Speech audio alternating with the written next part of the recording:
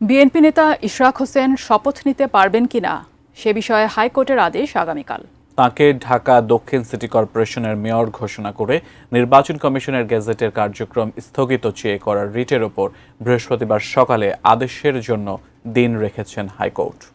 জাবেদ আক্তারের রিপোর্টে বিস্তারিত। গত ২৭ মার্চ বিএনপি নেতা ইশরাক হোসেনের করা নির্বাচনী মামলায় তাকে মেয়র ঘোষণা করে রায় দেন ঢাকার প্রথম যুগ্ম জেলা জজ ও নির্বাচনী ট্রাইব্যুনাল। এরপর ইসি গেজেট প্রকাশ করে এবং তার শপথের ব্যবস্থা নিতে স্থানীয় সরকার মন্ত্রণালয়ে চিঠি দেয়। নির্বাচন কমিশন এই মামলার একটি পক্ষ ছিল নিম্ন আদালতে, কিন্তু তারা উদ্দেশ্যমূলকভাবে এই মামলায় তারা প্রতিদ্বন্দ্বিতা করেনি। এদিকে নির্বাচনী ট্রাইব্যুনালের দেয়া রায়ে অনিয়ম ও অসঙ্গতির অভিযোগ এনে গত ১৩ মে হাইকোর্টে রিট করেন মোহাম্মদ মামুনুর রশিদ নামে এক আইনজীবী। বিচারপতি মোহাম্মদ আকরাম হোসেন চৌধুরী ও বিচারপতি দেবাশিস রায় চৌধুরীর হাইকোর্ট বেঞ্চে সেই রিটের ওপর মঙ্গল ও বুধবার শুনানি হয়েছে।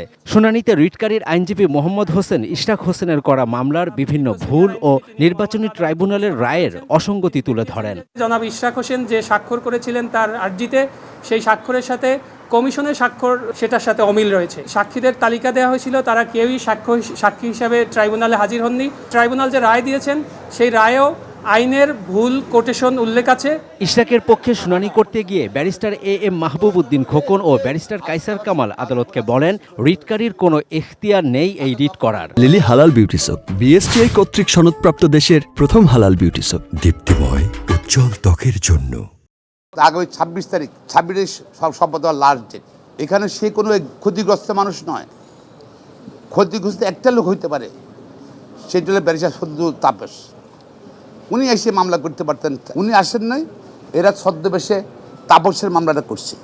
সোমোটের বিষয়টা যখন আনা হলো, আমরা তখন বলেছি যে হ্যাঁ, it is a highly political matter. গত ১৫ বছর আমরা দেখেছি যে কোনো পলিটিক্যাল ম্যাটারকে মহামান্য হাইকোর্টে আনা হয়েছে এবং in the name of high court order political agenda বাস্তবায়ন করা হয়েছে। দেশের মানুষ আর দেখতে চায় না মহামান্য সুপ্রিম কোর্টকে আবার কোনো পলিটিক্যাল ম্যাটারে ইনভলভ করে কোনো ব্যক্তি বা কোনো গোষ্ঠীর কোনো স্বার্থ উদ্ধার হোক।